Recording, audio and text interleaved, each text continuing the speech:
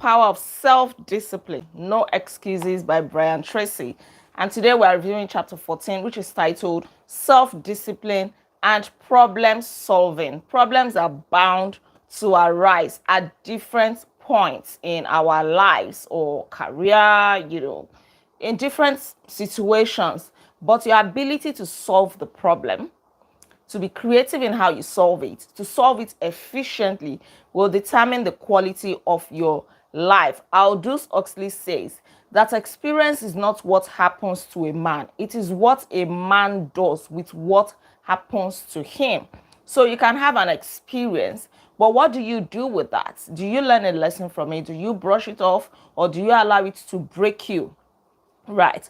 Causes or thoughts are causes and conditions are effects. How you think whenever a problem arises will determine the impact that that situation or that problem is going to have on your life, whether it's going to crush you or it is going to launch you to your next level. So the quality of your thinking largely depends on the quality of your life, because problems will always be there. That's just the fact of life. But how do you deal with it? Do you stay calm? Are you under pressure? Do you shout at everybody? Do you get upset, or you just go to sleep? Or do you make sure that you find a solution to it, to get to the root of the problem? People who are at the top are solution-oriented people. They are problem solvers. So anytime a problem occurs, the first thing that you want to do is to relax, is to think, so that the part of your brain that is responsible for thinking can work very well to provide a solution. You can become creative. Sometimes the problem is not so big, but then you magnify it. You think about it in your head as one very big deal, as one high mountain. And so your response to that becomes aggravated. You get upset. Whereas if you do the opposite, by calming down, by evaluating the problem, by relaxing first and foremost, so that you can think with a clear head, you will see that you have a better approach to it. In life, crises are inevitable and unavoidable. They will come. If crises don't come in your life, it means that you are not truly living. And if you are not experiencing crises or problem at any time, how would you get to the next level? Promotion comes when you solve a problem, and then you are moved to the next level. Then at that next level, you solve a bigger problem, and that is how you keep rising in life. But people will remain complacent. They don't want any problem. They don't want any issue. They always remain at the same spot. So anytime there is crisis, the crisis of life, you must demonstrate the quality and the quality of your personality and the strength of your character. The same problem that breaks you will serve as a springboard for somebody else to be promoted. So whenever a problem comes, always have it at the back of your mind that it is normal. It is a part of life. I mean, a life without any problem, without any challenge, is no life at all. You always want it to be fun and easy, exciting. Then you should never expect any promotion. Somebody says all of life is a test. So the only question for you is, do you fail the test or do you pass the test?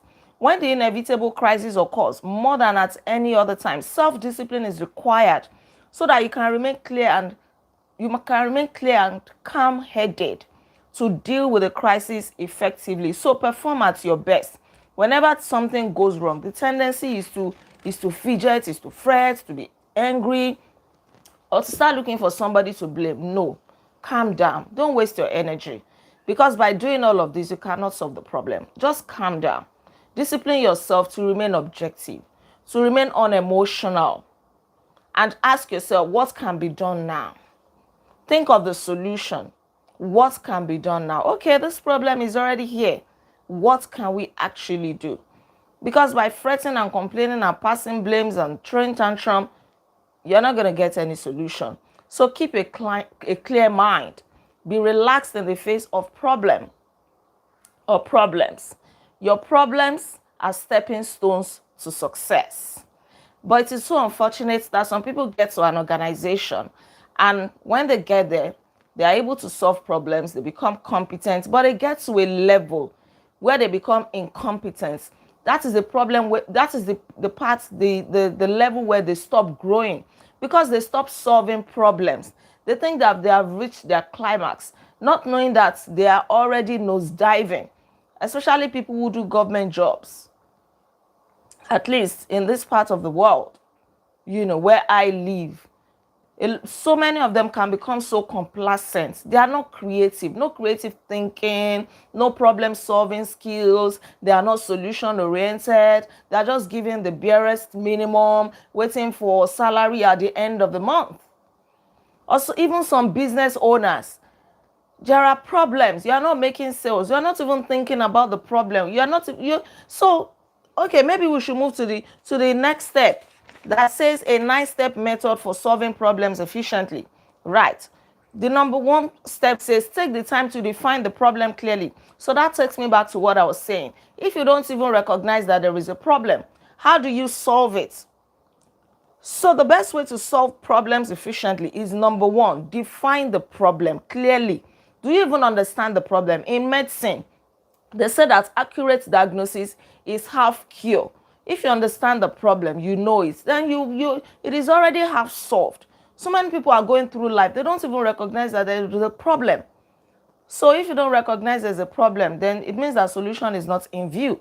So in your business, you're not making sales as you should, but you don't know that there is a problem. You are thinking it's the economy. You are looking for ways to justify your low sales. You are thinking, oh, it's the economy. People don't have money. Nobody is buying cars at this time. It's a lie. People are buying cars. People are traveling out. As hard as the economy is, go to the airport. I was at the airport just last week. See crowd. Those who are going, departing, and those who are arriving. Either way, where are they getting money to fly? Do you know how much it is to fly a plane right now? To travel by air. Even somebody was telling me yesterday, thank you, I was going to say that even to travel in Nigeria now, like you just want to go from Lagos to Abuja, is 450,000 naira. Something that the last time I went to Abuja, it was less than 200,000 naira. It wasn't even far away, So now say you want to travel from Lagos to Texas or Lagos to London, or you're talking in terms of thousands of dollars, and people are traveling. The airport is full throughout the day. So where are people getting the money from? When you're traveling on the road, look out for new cars, brand new cars, exotic cars. Where are people getting the money from? Go to restaurants. Restaurants are full. So you are justifying your low sales by saying people don't have money. It's not true. You had better admit that there is a problem. The number 2 step is ask yourself, is it really a problem? It is not every problem that comes your way that is a problem. Some are just facts of life. You don't need to solve them. It doesn't matter what you do. They are not meant to go away. So you just have to accept them. So that thing that I think is a problem may not even be a problem in the first place. Or it may be that God brought it into your life to help you advance to the next level. So don't fidget that, how am I going to do this? Why me? God, why me? Everybody hates me. Why is this happening to me? You don't know that is an opportunity for you in disguise. Number 3, or step 3, what else is the problem? Beware of any problem for which there is only one definition. So anytime there is a problem, try to define it in so many ways. If you think that there is low sales, okay, why is there low sales? Maybe your product is bad, or could it be that the market is oversaturated with that product, or people don't need it at this time? Right. So define the problem in so many ways and write out your possible definitions. Then step 4, ask, how did this problem occur? What happened? What caused it? How did I get here? How did I arrive at this point? Things never used to be like this 2 years ago. How did we get here? When you understand the root of the problem, the cause of the problem, then it will help you to solve the problem better and to avoid a reoccurrence. So don't just brush it aside. And it takes a great level of discipline to do this. For people who are mentally lazy, they won't want to do this. They just cannot be bothered. It's not a thing. They can't think deeply. So you must trace it. If you want to get to the root of the matter, it takes hard work. It takes discipline. You trace it to say, I must know what caused this thing. How did I get myself here? That's where you can tackle it effectively. Step 5, ask, what are all the possible solutions? So there are hardly one solution to problems, right? What are the several solutions to this problem? And then come up with the right one. Which one is the best suited solution at this time? Step 6, ask what is the best solution at this time. Yes. So you have come up with several solutions. Which one is the best at this very time? So an average solution that is going to bring you results is better than waiting for a perfect solution that will be complex or that will waste time. So if you can identify the best solution, even if it is a temporary fix, while you now think of a better way to solve it, it is better than allowing the problem to compound. Right. So even if you have an average solution, make sure that you apply it vigorously. Then step 7. Okay, still on that. Every big problem was there is today was once a small problem. So don't allow the problem to linger. Find a quick fix if that is what it takes in the interim, while you're now waiting or working towards a more permanent solution. So step 7, make a decision. Select a solution, any solution at all at this time, and then decide on a course of action. Always ask, what is the next action? What are we going to do now? Don't just go and sleep and leave the problem, except sleeping is one of the solutions, right? Good. But in most cases, don't sleep and say, I'll do it later. And then the problem starts getting bigger and bigger. Like somebody who feels a lump, maybe in her breast, it's still a small problem. Maybe the lump is cancerous, but then you brush it aside. You refuse to go for a checkup, which is going to cost you, a small amount of money right now. You're going to go through little stress, but then you brush it aside. It's nothing until you wake up several months later, and then you're feeling pain and you go to the hospital. They say, oh, it's stage 4. Oh, why didn't you come earlier? Because you didn't pay attention to it. You lack the discipline, the willpower, the strength, the character to follow through. That is how some people find themselves in big problems. They saw the warnings, they saw the clear signs, but they were just too lazy. They were just nonchalant about it. Even if it's something you see in your house that, you might just want to check it. What is this? You might just want to go back to it. Probably that thing would be a potential danger to your child. All right, so make a decision. What can I do now? Step 8, assign responsibility. Who can solve this problem now? Maybe you need to call a group meeting. And when you call a group meeting, don't just share information. Oh, we have this problem.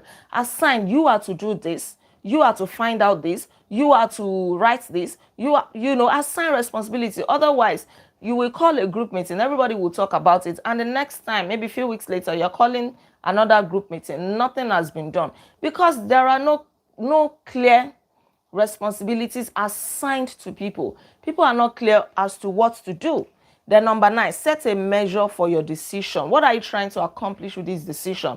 How will you measure results? How will you know whether what you're doing, the solution you're applying, is working, whether it is efficient? That means you have to track what you're doing. You have to write down. You have to take notes. You have to be more observant, more vigilant. And do you know the big reward for solving problems? You are going to get promoted to the next level. You are going to feel happy. You're going to feel fulfilled. People come into an organization.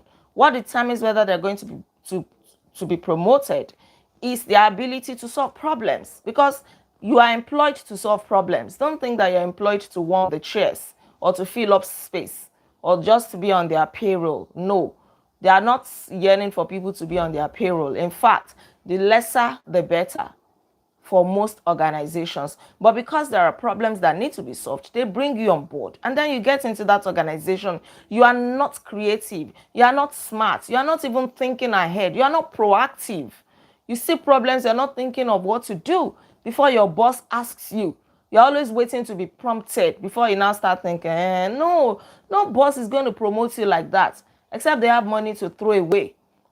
They want to see that you are proactive. Even before the problem occurs, you're already thinking ahead. Oh, this might be a problem. Okay. Proactivity is very, very important. This is one of the habits of highly effective people, according to the 7 habits of highly effective people by Stephen Covey.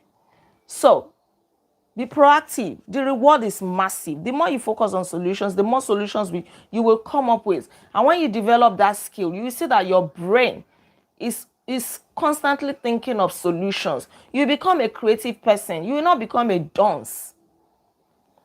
You will not become redundant. So always put your brain to use. There is a part of the brain that is creative, that is solution oriented. Use it often and then you sharpen it. Before a problem occurs, you can already sense it. That is how you develop yourself. Don't just be laid back. Stop waiting to be prompted. Take action, even for your own life, for your own personal goals. You are going to be happy. Leadership is the ability to solve problems. Right. And success has been defined as the ability to solve problems. Happiness is also the ability to solve problems. Fulfillment is the ability to solve problems.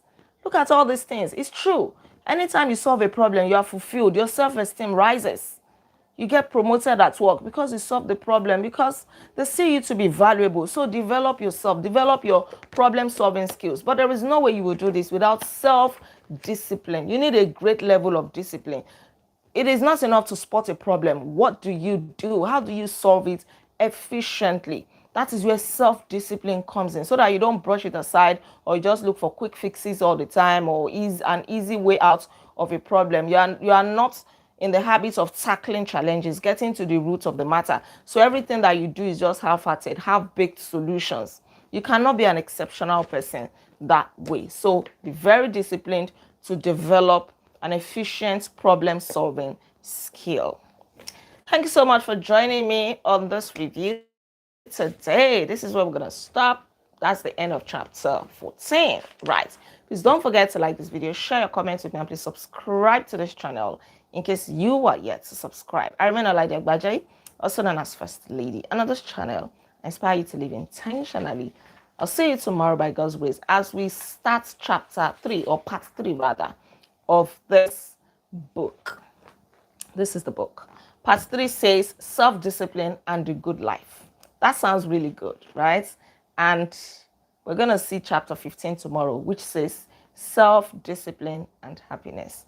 This sounds very interesting already, but I'll see you tomorrow by God's grace. Until then, be intentional. Bye.